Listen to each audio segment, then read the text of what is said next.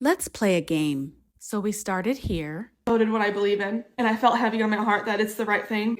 Sorry, I'm trying not to cry. That got us to here. When did Booktok become political? I don't know about y'all, but everything in my book is fictional. All of it. Fictional characters. So why are we bringing up the ugliness that is happening in the real world? And ultimately landed us to where we currently are. Must be the first Southern woman that y'all jump at. Southern women, we have been summoned, okay? And it is time for us.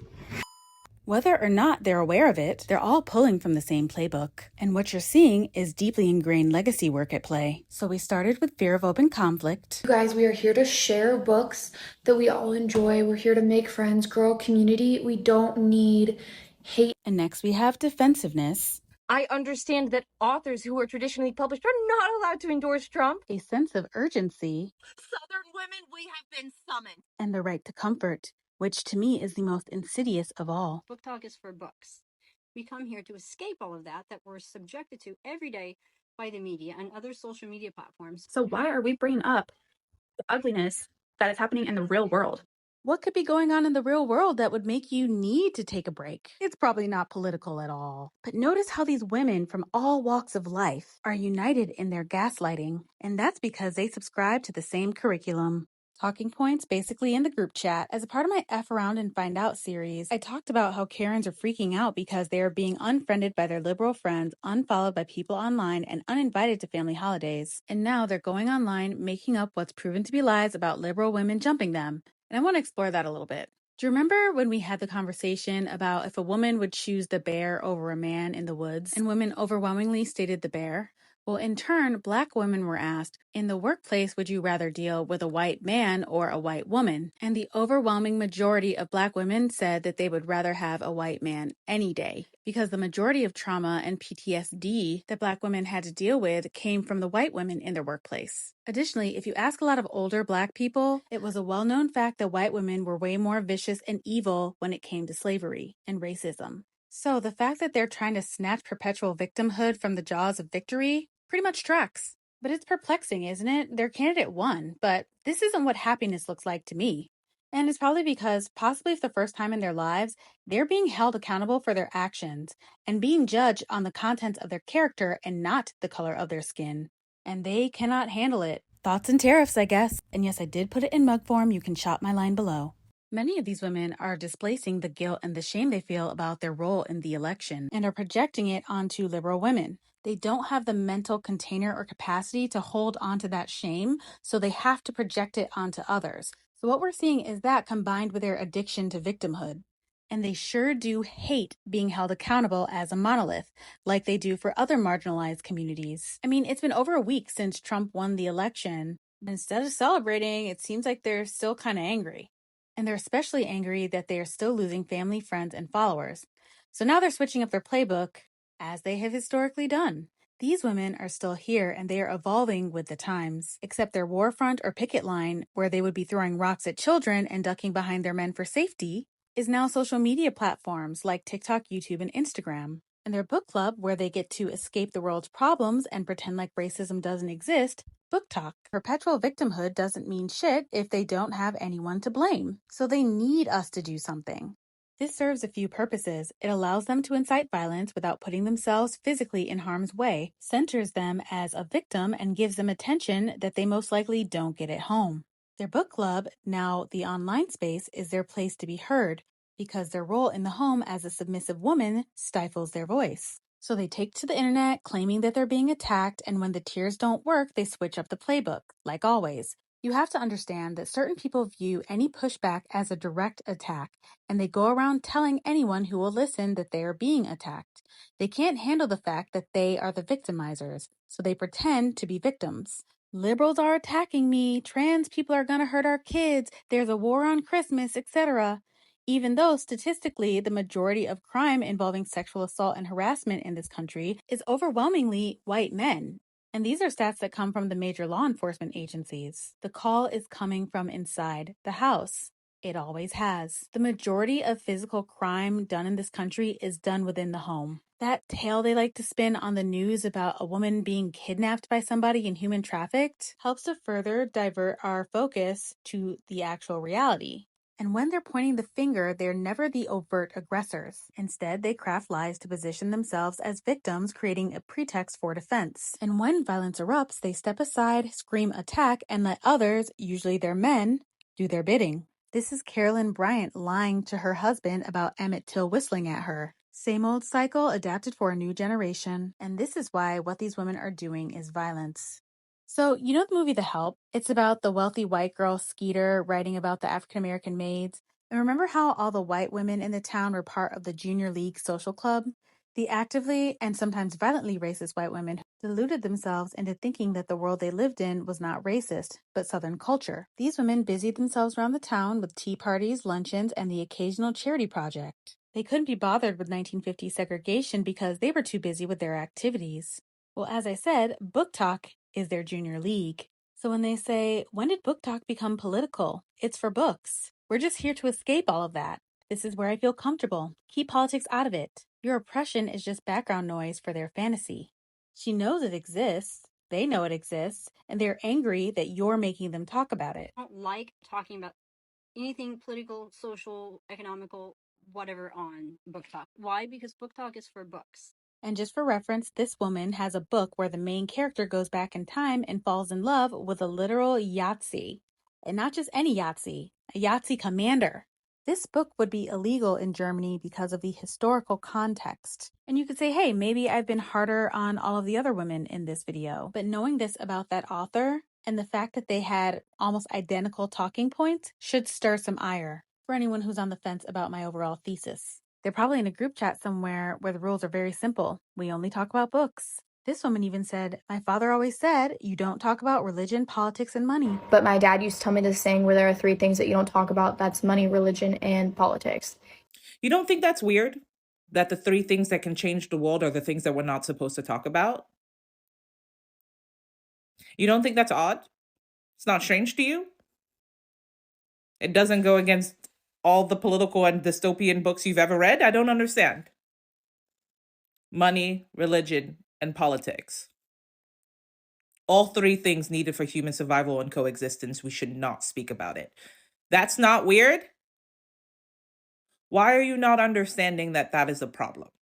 And also, have you ever considered that the reason your father and most likely you don't want to talk about those things is because you benefit from not talking about them? Because if you actually had to talk about them, you would actually have to consider the people and confront the people you are hurting by your politics and your money. And the books that you're reading are supposed to show you how you might be hurting those parties. Just a thought. To be clear, it's not just conservative women who do this. Leftists do it as well. It's the classic, I'm listening and learning, why won't you teach me approach. This skit portrays a leftist American woman framing her trivial pursuits as cultural curiosity. She plays both herself and the hypothetical person she questions, shaping the narrative to depict herself as a victim when things don't go her way. The person she questions becomes increasingly frustrated, yet she maintains a facade of innocence. This performance highlights manipulative tactics, using others' frustration as justification to disengage. It's, you're not helping me in a way that's comforting me, so it's your fault I'll never know, because you're not being as nice as I need you to be. And in the comments of this video, it's supported by swaths of people agreeing with her. And then this creator gets online asking, Black women, what makes you feel safe? This is just another I'm listening and learning shtick. This method is also sneaky because, again, it requires labor from us to teach and places the burden of education in our court, and all the while not genuinely intending to change. However, even if we give our labor and time to teach, they're not there to actually absorb it or put it into action. That's because most of the time it's just used to manipulate. It's just another way to cover their bases so that they look like they are one of the good ones, preserving their self-image as well-meaning while absolving themselves of further responsibility. To us, this sounds like, well, I asked you to teach me and to tell me what we could do, but you don't want to help me anymore. So you know what? I tried. You're on your own now, and whatever happens to you is your fault because I tried. Classic stuff. So when they say something like, reading isn't political, it completely invalidates the experiences of voices like mine. The simple act of reading, writing a book, and speaking to you on this platform is inherently political because it confronts historical and cultural power dynamics around literacy, representation, and voice.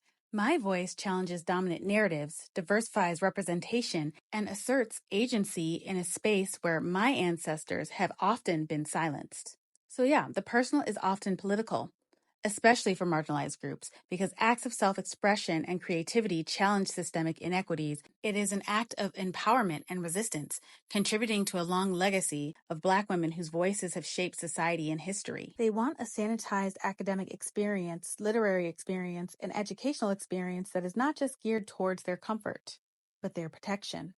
It's the same thing as the erasure or sanitization of America's history of genocide against Indigenous peoples and the oppression of Black Americans. These events have been almost completely removed from many textbooks, often reduced to just a paragraph or a brief chapter. Meanwhile, countless books and chapters are dedicated to glorifying frontier life, the prairie, and the struggles of settlers, portraying them as victims of so-called savage attacks, when in reality, Indigenous peoples were simply defending their land. These women do not want an inclusive educational experience, and they damn sure don't want it on Booktok. I wouldn't be surprised if they're planning to launch a charity book project for the holidays, to give back and keep our minds off the negativity in the world, pretty much in the exact same vein as the Junior League in The Help. Well, the book's out, ladies, and it's definitely about you. And the book is an analogy for the election and what it revealed about white women, because the truthful narrative of their actions strips them of their identity as a perpetual victim, and instead they are being shown for who they truly are. And for a moment, I'd like to speak to the women who voted for Trump. I'd just like to point out that if you were a character in the book The Help, you would be Celia Foote.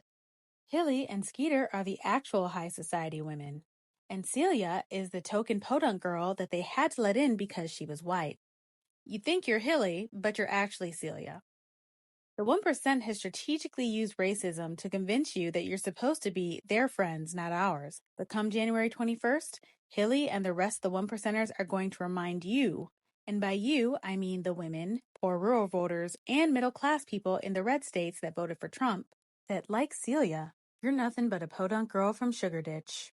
My Concepts of Condolences shop is linked below, and we have sold over 50 units. Thank you so much, guys. I will be expanding on this line in perfect time for the holidays. Please don't forget to like, subscribe, and leave a comment, and make sure to click the little bell so you can be notified whenever I post a new video. You guys, we are here to share books that we all enjoy. We're here to make friends, grow a community. We don't need hate. So that is violence. I hope we all understand that that is violence. It's a subtle type of violence. It's a violence masquerading itself in innocence and sweetness, but it's a violence nonetheless. And it's a violence that white women have perpetuated throughout the world, but especially in America for hundreds of years. It's the violence of forced compliance. You see, they're never going to remove themselves from situations that make them uncomfortable. Instead, what they're going to do is tell you to stop being uncomfortable with those situations. You see, they don't really care that you're hurt. They care that you're being hurt in their faces. They believe that the space is inherently theirs, and therefore they have the right to make terms. It is violence. It is also white supremacy, but white supremacy at its core is just violence. Have you ever wondered why so many white women are able to have their weddings on plantations? It's the same ideology. Their fairy tale, their space, means more to them than anything else that is happening.